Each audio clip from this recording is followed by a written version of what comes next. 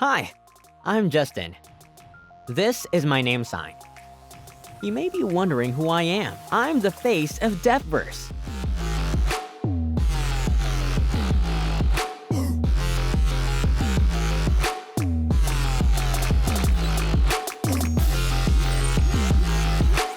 World 2 is more intense, with even longer gameplay, and it has many new areas and new characters.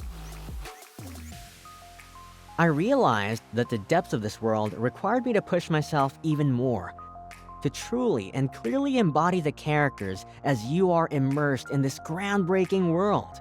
I'm thankful to the Deafverse World 2 team for giving me the opportunity to challenge myself, to amplify and magnify my narration style, modifying my signing style to embody each character.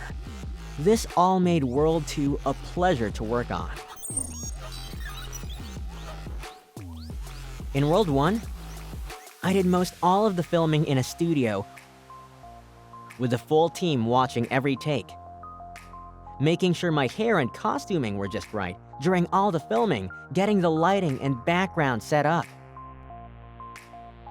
Also a part of the team were 2 ASL specialists and one of the story creators providing me support along the way.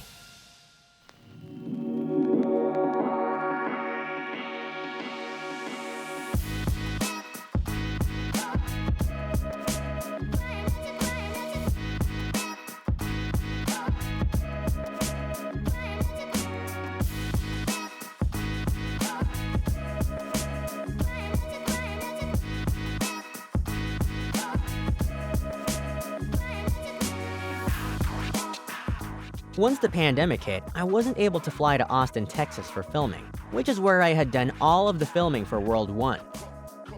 Since we were quarantined, I was asked if I could manage the filming from my home. I thought, why not give it a shot? I rolled up my sleeves and was ready to get to work when I realized I had no experience with lighting for film. Lucky for me, the Deafverse team had that experience, and we met through FaceTime to walk through the lighting setup and run tests.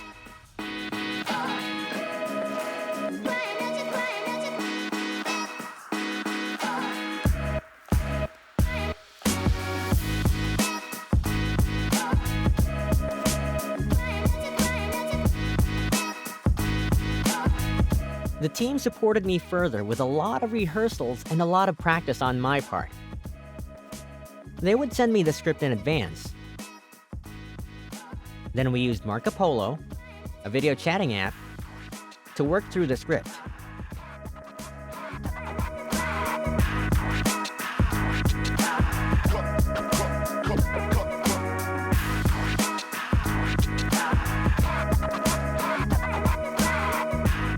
The script I was given was in both English and American Sign Language gloss. I would read and practice both to get a good handle on the story until I had memorized the scene and was ready to film. Did I get it right the first take every time? No way! Sometimes I would, but often each scene required many, many takes. Being alone, that meant I was working both in front of and behind the camera. Imagine, I had to move back and forth between performing and then breaking character to watch each scene to decide if there were any errors, checking to make sure my arms and hands didn't move out of the frame, ensuring that everything was clearly communicated.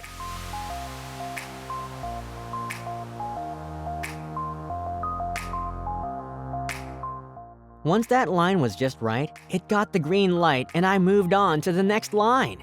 I burned a lot of calories, working up a sweat with all the walking back and forth and back and forth.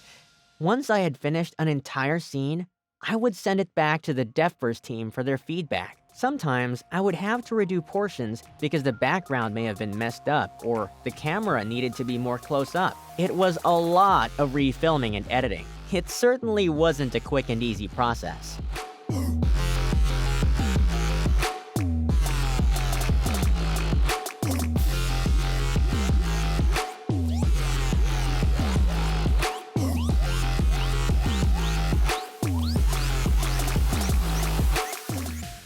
My favorite part of this journey? This project pushed and continued pushing my limits. It helped me think through the visualization of the story. I'm thankful for the experience of working on Deafverse.